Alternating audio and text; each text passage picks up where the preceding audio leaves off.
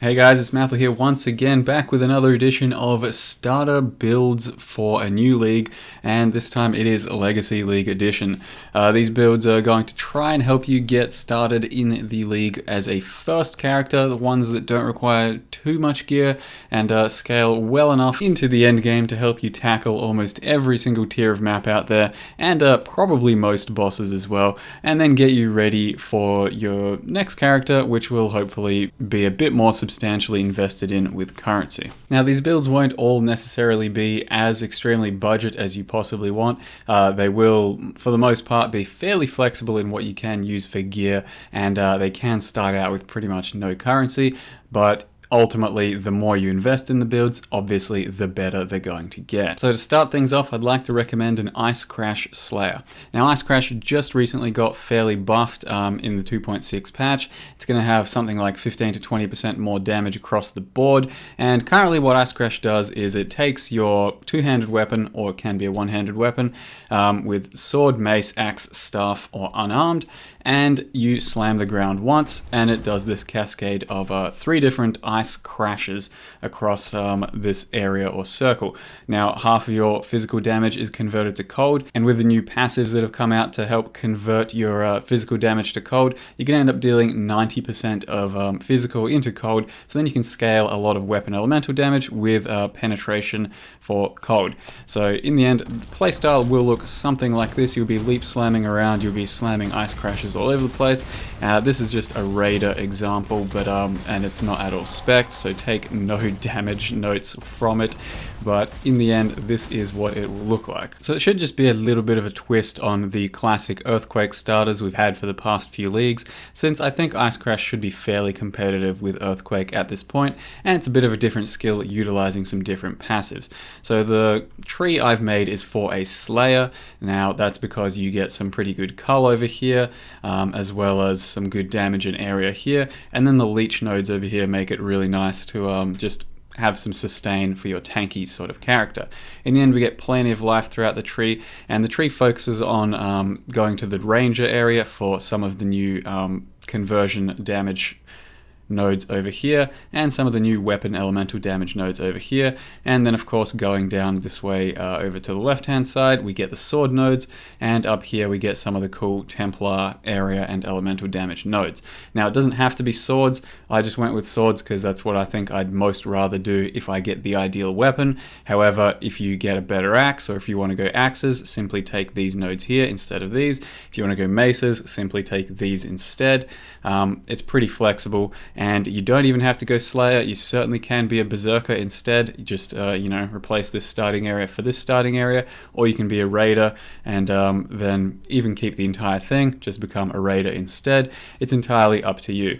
When skilling it out, I'd say take these first 4 first, then these 4, and when you're starting out, it's kind of, I don't know, it's up to you where you want to go.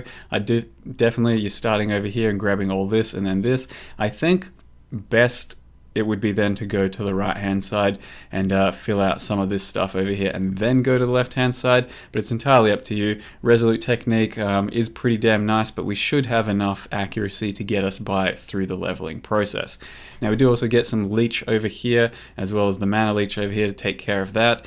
Iron reflexes, only take that if you've got some evasion to convert into strength.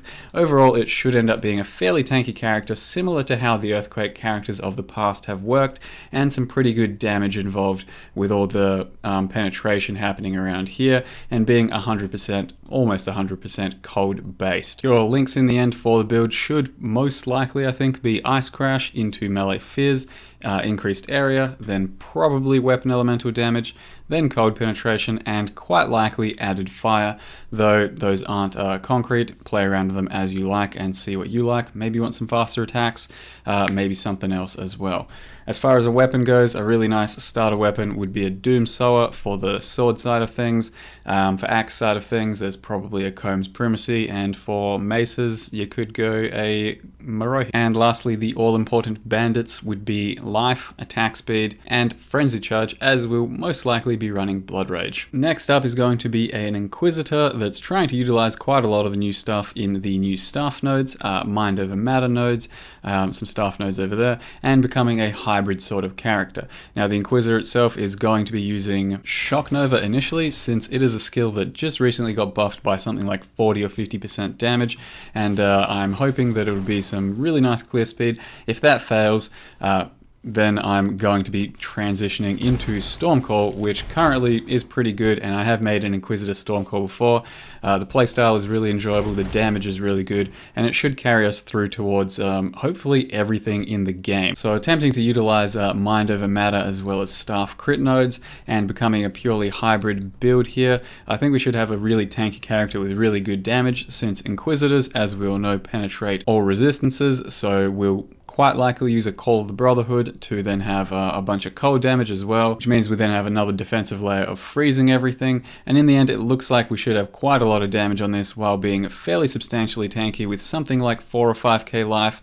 I imagine something like 2 or 3,000 energy shield, maybe more, and then a good few thousand points of mana with Mind over Matter, especially because we're going to be going for a Pledge of Hands, so in all likelihood we have something like 2 or 3,000 mana to work with, reserving maybe half of it for a Wrath as well as a Clarity. Currently I am unsure of the final links for the build, but if we're going to be using a Pledge of Hands, which already has a built-in spell echo, I would think we're going to go with Shock Nova, Controlled Destruction, Increased Area, and then probably a Crit Strikes gem, and potentially a faster casting, maybe an added lightning, and maybe an elemental focus just for strict boss fights where things cannot be shocked anyway. And then of course replacing Increased Area for Conk Effect. Now the playstyle ends up being where you just run around, whether you want to warp in or not, and just do a bunch of Shock Novas. Ideally, when you're going for pure single target with Conk Effect, so I'll give you an example here, you want to hit things with just the very outer edge of your circle of Shock Nova. That seems to be the area or the part of the skill that does the most damage, and it ends up being a pretty nice playstyle and should have some good clear speed. As far as reservation for our mana goes, we'll probably run 2 Heralds, so Herald of Thunder and Herald of Ice. Unfortunately, since we're going to go Mind over Matter, we don't want to reserve all of our mana, so Wrath is probably not out, since the utility of those two is going to be much greater with a Curse on Hit. And I think I'm going to go with a Curse on Hit Warlord's Mark, so we'll run one sort of curse, and on top of that we'll have Orb of Storms attached to Power Charge on crit to sustain our power charges, and maybe also attached to a Warlord's Mark just for manual sort of cursing. So that's why we grabbed Ghost Reaver in the end, because we will still have some leech from Warlord's Mark. There shouldn't be any need for Valpact, since we'll have something like 7,000 effective health and even more with Mind over Matter, but in the end we may need Valpact. That's going to be something we suss out and figure out as we go. When starting out the character, we'll probably go from here, grab all of this good stuff here, and then probably grab the life, then go straight into the Witch Tree, start grabbing the crit, the area, the life again, and then over to the Shadow Tree for some more crit, area, life, and then you fill out the other things like Staff and all that once you know you have a Staff and you can be using it and are ready to upgrade to all of that. Bandits should probably be 40 life, 5 cast speed and power charge, and as I mentioned, the power charges are sustained with Orb of Storms attached to power charge on crit. And lastly, your Ascendancy progression should be going towards Righteous Providence straight into Inevitable Judgment, since that is the largest portion of our damage, and then it doesn't really matter what you do, maybe Instruments of Virtue, maybe Augury of Penitence. It's kind of up to you guys what you go for next. I would probably go for Augury first and then Instruments personal. The next build I'd like to recommend is the Death's Opus Assassin, or Tornado Shot Assassin. Doesn't necessarily have to be Death's Opus, can just be a strong physical bow, but the point of the build is basically to be an assassin, have physical bows, scale your bleed and poison, and do a lot of damage with Tornado Shot. Now this is a build I've already got a guide out on, and I will be linking you towards that, but I want to talk a bit more about the build itself and Assassin in general for starting out a league with. Because it's not just the bow assassin I'm recommending here as a starter, it is basically assassin in general. Assassin's a great starting sort of character because you get a lot of damage through your power charges, scales a lot of crit without much gear, and then a lot of damage coming through the bleed and poison nodes. So while this is the bow assassin tornado shot character I will be recommending, I'm also happy to recommend Terminus Est, which is a buffed two-handed sword, can be Cyclone, Lacerate, or Flicker Strike, a Mortem Morsu Assassin, so that's also Spectral Throw, and you're scaling the added Chaos portion of it by attaching an added Chaos gem, a bunch of Chaos projectile damage, and some added Fizz on gear, and you'll end up having a similar sort of build to Dream Feather. And as well as that, Assassin Ethereal Knives.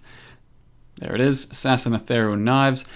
This will be much more of a CI build though, and it's to utilize poison, once again, as always, and as well as that, the Nova Projectile Ethereal Knives gem that then casts your Ethereal Knives in a circle. So I'll link all three of these with sort of gem links in the thread that I have prepared, but I will only really talk about in detail the Death's Opus Assassin, as I think this one has the greatest chance of success as a first character in the league. So the overall goal is to use a Death's Opus for the character for 2 additional arrows and a lot of extra crit multi and crit, but you can use, as I said, a physical Harbinger bow or pretty much any physical bow. Now there are a few little differences to the tree since the changes.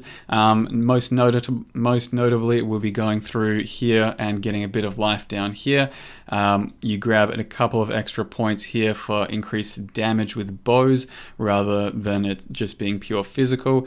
And on top of that, we grab these 3 nodes here for a Lionized Fall jewel. Now that jewel converts any sort of weapon nodes within the vicinity to become bow weapon nodes. So we do that so that we can grab these really nice claw nodes and they turn into bow nodes. So you do that and it becomes a lot nicer for your leech rate, and overall it's still the same Death's Opus Assassin that I have already showcased to you guys before, but it becomes a little bit stronger with some real nice utility and crit there. And we also go up here to get a bit of life, as opposed to going over here for the life, because ultimately we're going to need a bit more int, I think, for the build itself. So I won't go over everything in massive detail for this character, but I will mention the links, of course. This is the old character's gear and setup. You're going from Tornado Shot into Greater Multiple Projectiles, probably then into Fizz Proj, into Pierce, into Added Chaos, and then Slower Projectiles as your last one, I would think. Drill Neck has been nerfed, so it's not necessarily going to be the best choice anymore. You may just want a regular quiver with a high amount of crit multi, high life. Some attack speed would go a long way too. And otherwise, Belly of the Beast might not be the best choice anymore. A Cherubim's Maleficence. It's a chest with a good amount of life and a good amount of chaos damage. Might be the best choice these days, so keep your eyes out for that one. It could be what you want for the build. As far as progression for the Ascendancy goes, I would personally go for Noxious Strike into Toxic Delivery, and then go for the power charges after that. When you start out the build, it pretty much builds itself. There's not really too much diversion to go for, so just follow the tree. This would be one of the last things you grab. Grab the claw nodes as soon as you can get a Lionized Fall jewel, which will be probably pretty far away. Go down here. Then you probably want to go towards the Duelist tree first, and then over to the Ranger tree in the end.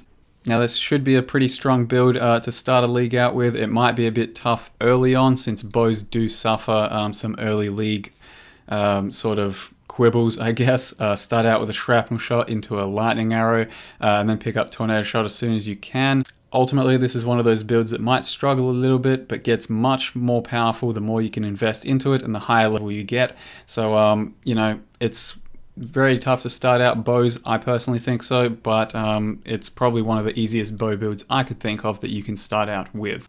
The fourth build I'd like to recommend is the Flameblast Inquisitor Totems. So it's a pretty popular build at the moment amongst a lot of people for a league starter. You're of course an Inquisitor. You don't have to be though, you can be an Elementalist for it as well. And the premise behind the build is to be Flameblast, attach it to a spell totem, have those hit really hard while you run around and do nothing. So the playstyle is essentially drop a totem. You'll have 2 of them. This character only has 1 at the moment. And Flameblast charges up until it hits 10 stacks and then unleashes at whatever it's got targeting. So it goes as big as it possibly can and then unleashes. unless it gets interrupted, in which case it'll also unleash. So you have 2 of these totems as you're running around, and they're just constantly expanding, exploding, and it's a pretty safe and fast playstyle in the end for a character to go. And Flameblast scales insanely well early on with very little gear, so it does a lot of damage and it clears most of the game pretty damn quick and pretty damn easily.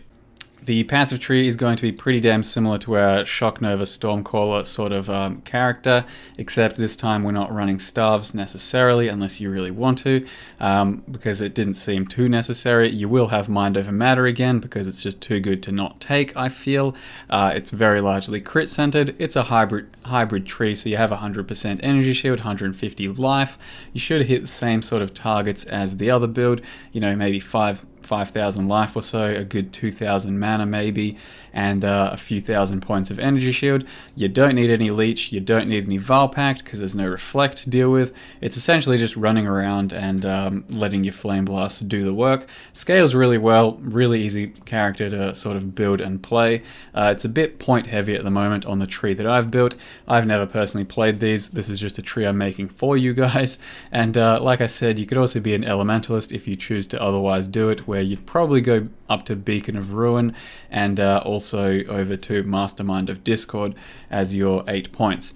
When you're going the Inquisitor route, you'll most likely grab these 4 first, and then probably these, and then these.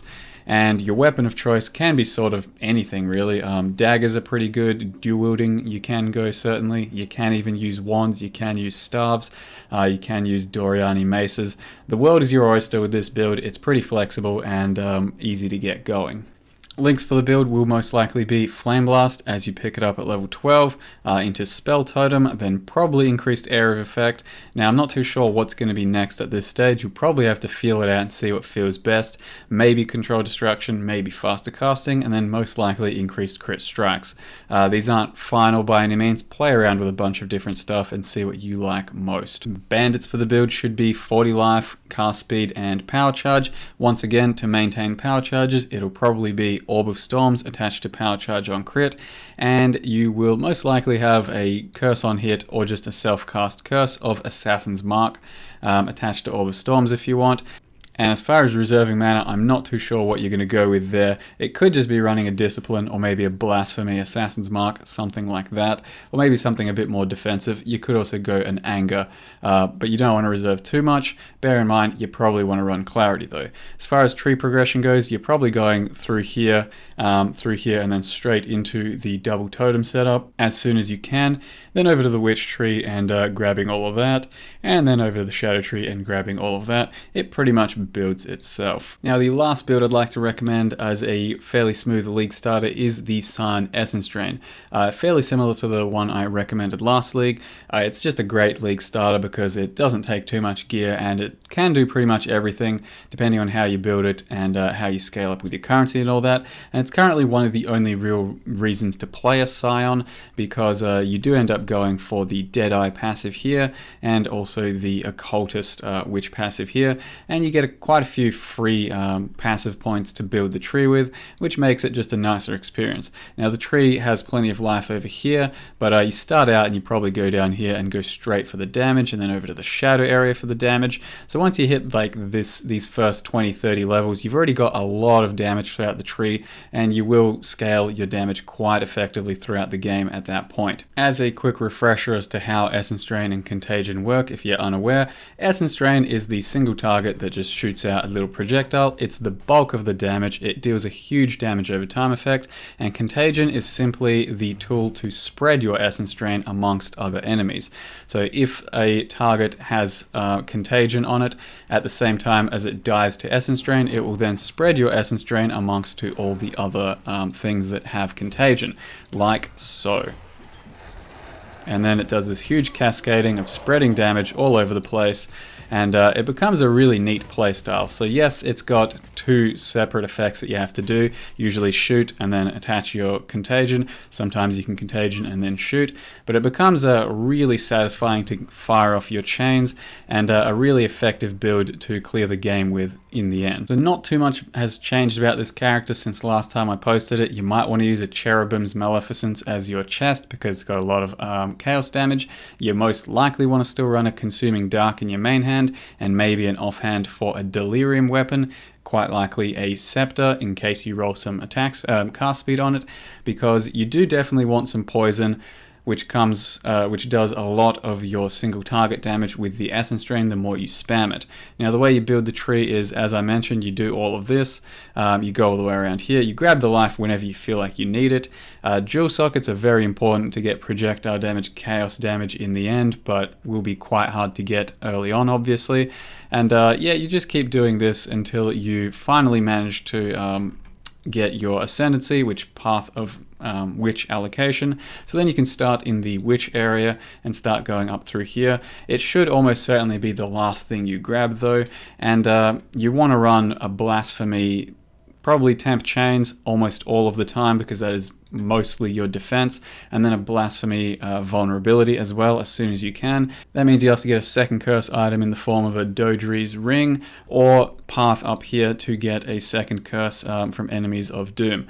That said, the Windscreen boots just got buffed a bit to have movement speed. Maybe you want to use those for some additional for an additional curse. And the ultimate chest, I suppose, is probably still going to be a Cospri's Will for the poison, so then you don't have to use a Consuming Dark, and then you get an additional curse. And of course, grab some more life if you feel like you need it. You can easily get quite a bit more down here by trading out some damage in case if you feel like you have too much at the time, which you certainly could. Then you're all of a sudden up to 182% life, and it becomes a pretty damn tanky, smooth, easy to play build. Always has been for me. I've loved Essence Drain, but I don't really like starting the league out with it personally. I like having a lot more gear to get into it, to truly face roll with it. The first example of the character is still listed in the initial build thread I've made quite a long time ago, and the links are listed there and probably still hold true. So that's Essence Drain, Void Manipulation, Controlled Destruction. Then you'll probably go Slow Projectiles into Rapid Decay into Pierce. Yeah, it's kind of up to you what you do with those last three, but the big heavy hitters are over there, and as well as that, you can eventually get a level 4 Empower instead of one of these, certainly. And bandits will of course be life, cast speed, and passive point. Personally, I'm not quite sure where I'm going to go with for my first character. I would decide in the minutes before starting. I'm leaning mostly towards the Stormcall or the Ice Crash at the moment, but we'll decide when we get there. Now I do have a bunch of other trees made up and builds made up, which I have linked in my thread of builds that you can certainly follow. I'll just have real quick snippets about the links and the bandits for them, so you can follow them. They're all still pretty good, but they might not be as good to start a league out with as the ones I just then recommended. However, I do definitely think they can all be league starters. They might just be a bit more advanced than the absolute beginning goal of a league starter. So I think I've talked enough about league starters and builds for now. I hope this has helped you decide something about the Legacy League. Hope it's helped in general. So thank you very much for watching, guys. See you in Legacy League, and see you next time.